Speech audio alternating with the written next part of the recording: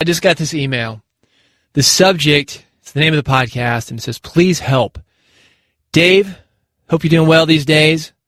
And she mentions that she came to one of my events called Podfecta. You heard me talk about it, podfecta.com, if you want more information about that. I'm wondering if you could help me out with a question or point me in a direction to find the answer. Here's the problem. My co-host, she lists her name, suddenly decided she no longer wanted to be part of our podcast. I'm continuing with the podcast in high gear, but there had to be a few things turned over to us from her husband before this could happen. One of those things was the submission to Apple Podcast. Apparently, when he originally submitted our podcast to Apple, instead of creating his own account for our podcast, he just submitted it under his personal account. I had no idea that this was the case until he decided to just delete the podcast from his account, which in turn deleted it from Apple Podcast. All the reviews, subscribers, gone. Let's talk about that for a minute.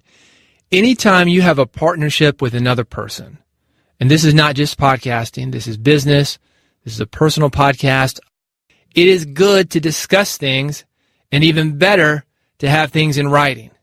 For a podcast specifically, you need to know who owns the name of the podcast, the image, the artwork, the logo, the domain name, the RSS feed, the Apple Podcast account, any kind of distribution account that you've got, Google, anything regarding the podcast that you're going to need to log into, you need to know who owns that.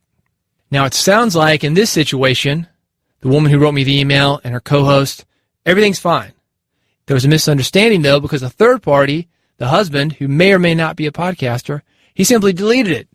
Now, in this situation, if you have something on Apple Podcast, you can have Apple transfer your podcast from one account to another simply by emailing podcastsupport@apple.com.